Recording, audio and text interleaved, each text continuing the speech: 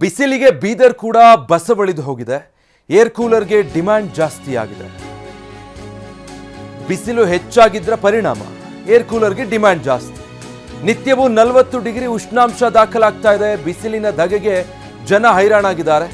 ಬಿಸಿಲಿಂದ ರಕ್ಷಿಸಿಕೊಳ್ಳೋದಕ್ಕೆ air ಕೂಲರ್ಗಳಿಗೆ ಜನ ಮೊರೆ ಹೋಗ್ತಾ ಇದ್ದಾರೆ. ಕಡಿಮೆ ಬೆಲೆಯ ದೇಶಿ ನಿರ್ಮಿತ ಏರ್ ಕೂಲರ್ಗಳಿಗೆ ಬೇಡಿಕೆ ಹೆಚ್ಚಾಗಿರೋದು. ಬಿಸಿಲಿಗೆ ಕಾದು ಕೆಂಡದಂತಾಗ್ತಾ ಇದೆ ಎಲ್ಲರ ಮನೆಯ ಮೇಲ್ಛಾವಣಿಗಳು. ಹೀಗಾಗಿ ಕೂಲರ್ಗಳಿಲ್ಲದೆ ನಿಭಾಯಿಸೋದು ಕಷ್ಟ ಅಂತ. ಫ್ಯಾನ್ ಹಾಕಿದರೂ ಕೂಡ ಬಿಸಿ ಗಾಳಿನೇ ಬರುತ್ತೆ. ಹೀಗಾಗಿ ಹೆಚ್ಚೆಚ್ಚು ಜನ ಕೂಲರ್ಗಳಿಗೆ ಮೊರೆ ಹೋಗ್ತಾ ಇದ್ದಾರೆ. ಸೊ ಅದಕ್ಕಾಗಿಯೇ ಕೂಲರ್ಗಳ ಖರೀದಿಗೆ ಜನ ಮುಗಿಬಿದ್ದಿದ್ದಾರೆ. ಬೀದರ್ನಲ್ಲಿ ಕಳೆದ 10 ವರ್ಷದಲ್ಲೇ ಅತಿ ಹೆಚ್ಚಿನ ಉಷ್ಣಾಂಶ ಈ ಬಾರಿ ದಾಖಲಾಗ್ತಾ ಇರೋದು. ಸೊ ಬಿಸಿಲಿಂದಾಗಿ ತತ್ತರಿಸಿ ಜನ ಮನೆಯಿಂದ ಹೊರಬರೋದಕ್ಕೂ ಸಾಧ್ಯ ಆಗ್ತಾ ಇಲ್ಲ. ಕೂಲರ್ಗಳಿಲ್ಲ ಅಂದರೆ ಮನೆಗಳು ಕೂಡ ಕಾದ ಕಾವಲಿಗಳ ರೀತಿ ಅಂತ ಅನ್ನಿಸ್ತಾ ಇದೆ. ಫ್ಯಾನ್ ಹಾಕೊಂಡ್ರೂ ಬಿಸಿ ಗಾಳಿ ಬರುತ್ತೆ. ಹೀಗಾಗಿ ಕೂಲರ್ಗಳ ಮೊರೆ ಹೋಗಿದ್ದಾರೆ.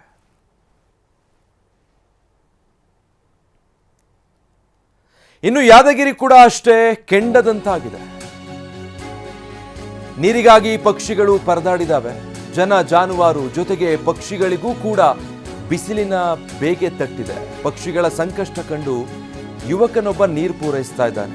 ಮರಗಳಿಗೆ ಪ್ಲಾಸ್ಟಿಕ್ ಬಾಟಲ್ಗಳನ್ನು ಕಟ್ಟಿ ಪಕ್ಷಿಗಳಿಗೆ ಅಂತ ನೀರು ಪೂರೈಕೆ ಮಾಡ್ತಾ ಇದ್ದಾನೆ ಯುವಕ. ಸುರಪುರ ಪಟ್ಟಣದ ಕೆಂಬಾವಿಯಲ್ಲಿ ಯುವಕನ ಮಾನವೀಯ ನಡೆ ಇದು. ಇಲಿಯಾಸ್ ಪಟೇಲ್ ಎಂಬಾತ ಈ ಉತ್ತಮ ಕಾರ್ಯಕ್ಕೆ ಮುಂದಾಗಿದ್ದಾನೆ. ಪಕ್ಷಿಗಳ ದಾಹವನ್ನು ನೀಗಿಸ್ತಾ ಇದ್ದಾನೆ ಇಯಾಸ್ ಪಟೇಲ್. ಬೇಸಿಗೆಯಿಂದ ಕೆರೆ ಕಟ್ಟೆಗಳೆಲ್ಲ ಬತ್ತಿವೆ, ಹಳ್ಳ ಕೊಳ್ಳಗಳೆಲ್ಲವೂ ಬರಿದಾಗಿದೆ.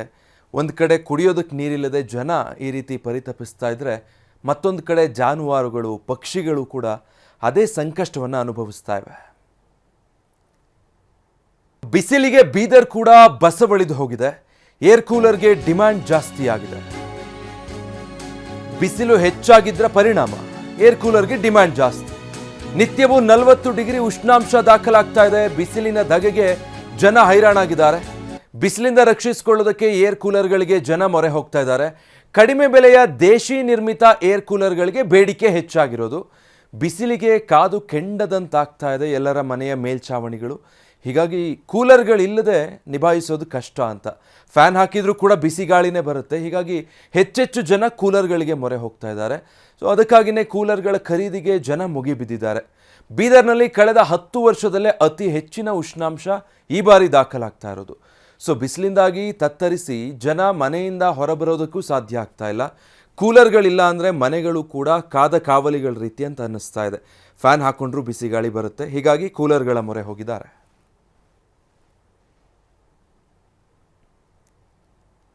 ಇನ್ನು ಯಾದಗಿರಿ ಕೂಡ ಅಷ್ಟೇ ಕೆಂಡದಂತಾಗಿದೆ. ನೀರಿಗಾಗಿ ಪಕ್ಷಿಗಳು ಪರದಾಡಿದಾವೆ. ಜನ ಜಾನುವಾರು ಜೊತೆಗೆ ಪಕ್ಷಿಗಳಿಗೂ ಕೂಡ ಬಿಸಿಲಿನ ಬೇಗೆ ತಟ್ಟಿದೆ. ಪಕ್ಷಿಗಳ ಸಂಕಷ್ಟ ಕಂಡು ಯುವಕನೊಬ್ಬ ನೀರು ಪೂರೈಸ್ತಾ ಇದ್ದಾನೆ. ಮರಗಳಿಗೆ ಪ್ಲಾಸ್ಟಿಕ್ ಬಾಟಲ್ಗಳನ್ನು ಕಟ್ಟಿ ಪಕ್ಷಿಗಳಿಗೆ ಅಂತ ನೀರು ಪೂರೈಕೆ ಮಾಡ್ತಾ ಇದ್ದಾನೆ ಯುವಕ. ಸುರಪುರ ಪಟ್ಟಣದ ಕೆಂಬಾವಿಯಲ್ಲಿ ಯುವಕನ ಮಾನವೀಯ ನಡೆ ಇದು.